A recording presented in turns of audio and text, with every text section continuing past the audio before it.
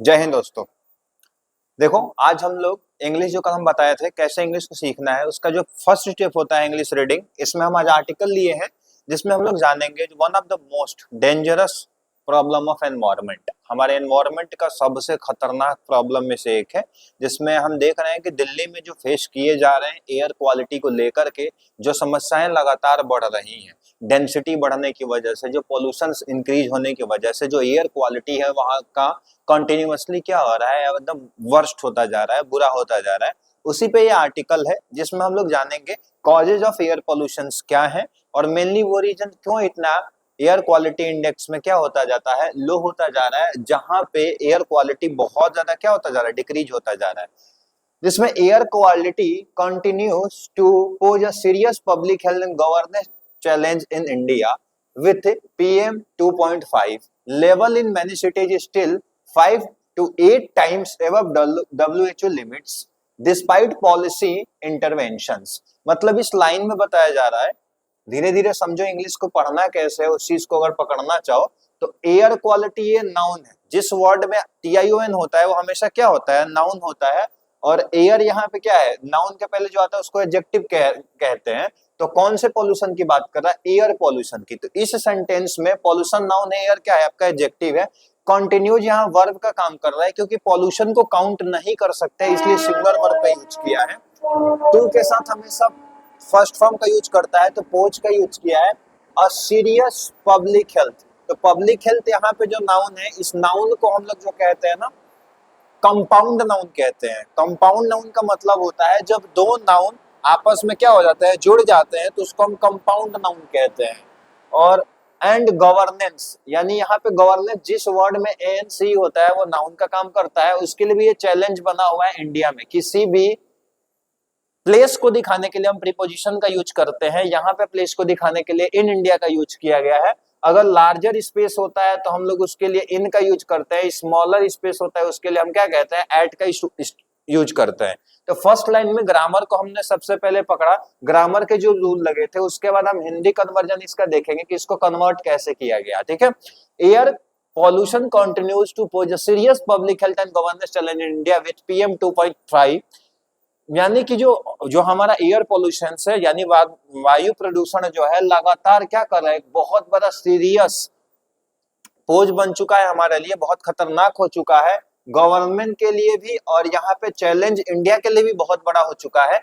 जो WHO एक limit निकालता है कि एयर क्वालिटी इंडेक्स में जो होना चाहिए, एयर पॉल्यूशन कितने तक सीमा बांधा गया है जिसमें होना चाहिए, उससे लगातार बहुत सारे सिटीज में 5 से 8 गुना क्या हो चुका है, ये लिमिट क्रॉस कर चुका है।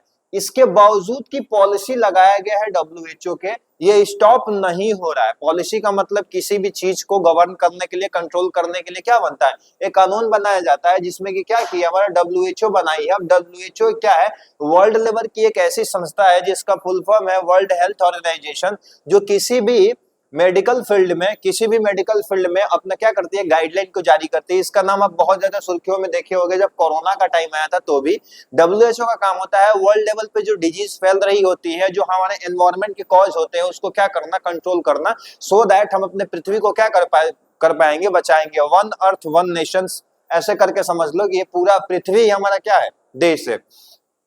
देखिए, recent winter episodes in the NCR triggered graph 14 measure at AQI air quality index crossed 400, disrupting schools, transport and economic activity। देखिए, एयर क्वालिटी जो डिक्रीज होता है, जिसकी वजह से हमें सांस लेने में प्रॉब्लम होती है, और उसकी वजह से जो फॉग भी बहुत ज्यादा डेंस दिखाई देते हैं, तो उसकी वजह से रिसेंट विंटर का जो सीजन आया है, एपिसोड देखे हो ना, जैसे सीरीज में होता है एपिसोड, तो लगातार NCR जो हमारा है वहां पे एयर क्वालिटी 400 से भी क्या कर चुका है, क्रॉस कर चुका है, जिसकी वजह से स्कूल भी डिसरप्ट हो रहे हैं, नहीं चल पा रहे हैं, ट्रांसपोर्ट में भी प्रॉब्लम देखने को मिल रहा है, और इकोनॉमिक एक्टिविटी में ट्रांसपोर्ट जो टर्शियरी सेक्टर होता है वो भी क्या हो रहा है, स्टॉप हो रहा है। While national data indicate approximate 25% decline in particulate pollution since 2019 under the National Clean Air Program, episodic spikes from vehicles constructions and dust stubble burning the persist. मतलब ये कह रहा है कि नेशनल डेटा के अकॉर्डिंग देखा जाए तो लगभग 25% क्या हुआ है, कम हुआ है ये पॉल्यूशन, एयर पॉल्यूशन। अगर पार्टिकुलर पॉल्यूशन की हम बात करें, एयर पॉल्यूशन की केवल बात करें, टोटल पॉल्यूशन की बात नहीं कर रहा, जिसकी वजह से हमारा क्या है, उसका कलर भी ताजमहल का कंटिन्यूअसली चेंज हो रहा है, जिसकी वजह से हमारा देखोगे तो इंडिया गेट का भी कलर क्या हो रहा है, चेंज हो रहा है। 2019 से ये डाटा दिया गया है नेशनल क्लीन एयर प्रोग्राम, इसमें बताया गया कि 25% एक्सप्रोक्सीमेट डिक्लाइन हुए, लेकिन अभी भी देख लीजिए तो दिल्ली के एरिया में बहुत सारे प्रॉब्लम्स अभी भी देखने को मिलते हैं। बीच में हमने देखा था अरविंद केजरीवाल जी ने नया एक मुहिम भी चलाया था, जिसमें बोला था वीक में 1 से 2 दिन आप लोग साइकिल से जाओगे, जिससे कि एयर क्वालिटी को हम लोग क्या कर सके, डिक्रीज कर सके, पॉल्यूशन कम कर सके। उसके बाद ई व्हीकल्स को लाया गया, ई व्हीकल्स के बाद मेट्रो, इलेक्ट्रिकल मेट्रोज भी चलाया गया, लेकिन फिर भी वहां की जो एयर क्वालिटी है बेहतर नहीं हो पाई। बहुत सारे मेजर लिए गए, ऐसा नहीं कि मेजर नहीं लिया गया, लेकिन फिर भी बहुत ज्यादा बड़ा इंपैक्ट हम लोग क्या कर पाए, नहीं डाल पाए। कंटिन्यूअसली हमको देखने को मिल रहा है क्या, व्हीकल्स का जो आता है ना, व्हीकल्स जो गाड़ियां चलती है उससे जो एयर पॉल्यूशन हमारे क्या हो रहा है, स्मोक निकलने की वजह से। कंस्ट्रक्शंस का जो डस्ट होता है, आप इधर देख सकते हो पिक्चर में दिखाया गया है, ये जो डस्ट पार्टिकल्स होते हैं कंस्ट्रक्शंस में निकलते हैं, इसकी वजह से भी हमारा एयर क्वालिटी क्या हो रहा है, खराब हो रहा है। उसके अलावा स्टबल बर्निंग, आप देखो स्टबल बर्निंग, जो हम लोग खेती कर लेते हैं उसके बाद क्या कर देते हैं, जला देते हैं, क्योंकि दिल्ली का एरिया जो पड़ता है हरियाणा और पंजाब के आसपास में पड़ता है, तो वहां से जितने भी हम एग्रीकल्चर एक्टिविटी में स्टबल बर्निंग होती है, उसकी वजह से हम लोगों को वहां पे बहुत बड़ा इंपैक्ट देखने को क्या होता है, मिलता है।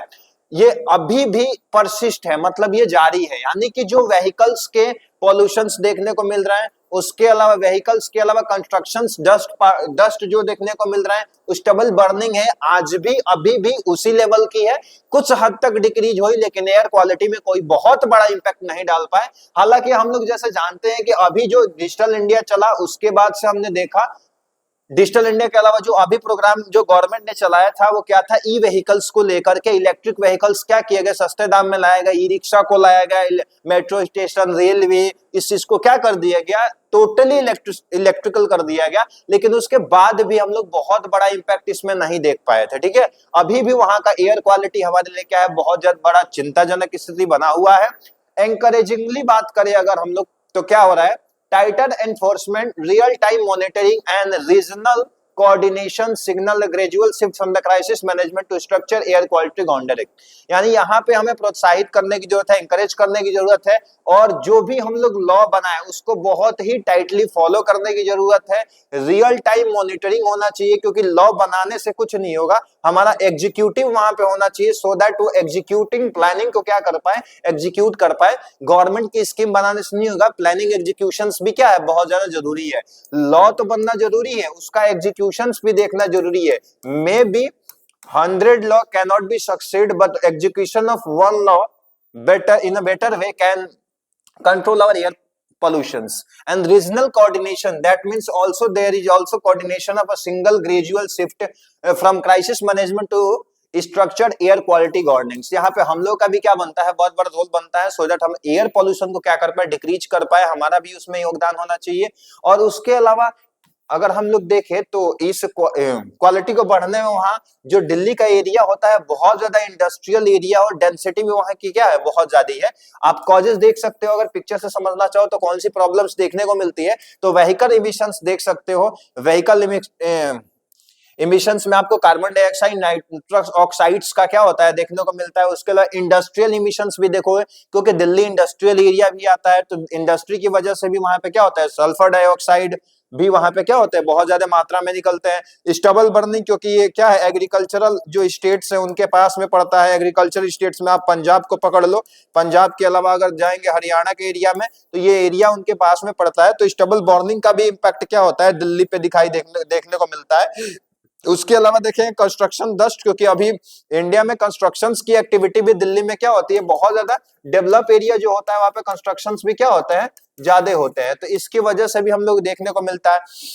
और हालांकि वहां पे सबसे ज्यादा देखेंगे तो पढ़े, अगर यूपी में अगर बात की जाए नॉर्थ इंडिया में, तो एक एजुकेशन हब की तरह दिल्ली को जाना जाता है।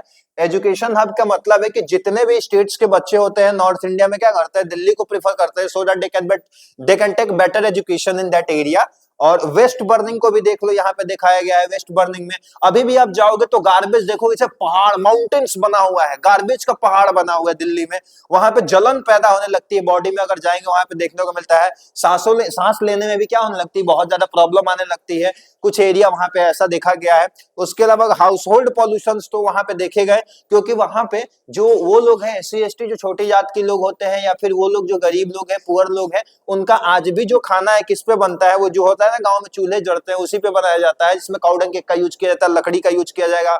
उसके अलावा जो गोइठा वगैरह होता है उसका यूज करके क्या करते हैं, खाना बनाते हैं। तो यहाँ से भी जो स्मोक्स निकलते हैं हमारे एयर क्वालिटी को क्या करते हैं, डिक्रीज करते हैं। तो इस टोटल आर्टिकल में हमने देखा कि एयर क्वालिटी कैसे क्या हो रहा है, हमारे दिल्ली को टोटली क्या किया, डिस्ट्रॉय किए हुए है। मेनली उसी रीजन में कहा गया है, हालांकि केवल वही रीजन नहीं है, उसके आसपास के भी क्षेत्र है जहाँ के एयर क्वालिटी क्या है, बहुत ज्यादा अच्छा नहीं है। तो हमें क्या करने की जरूरत है, अपने वर्क को कंट्रोल करने की जरूरत है। गवर्नमेंट का जो भी स्कीम है, गाइडलाइन को, उसको क्या करने की जरूरत है, जानने की जरूरत है।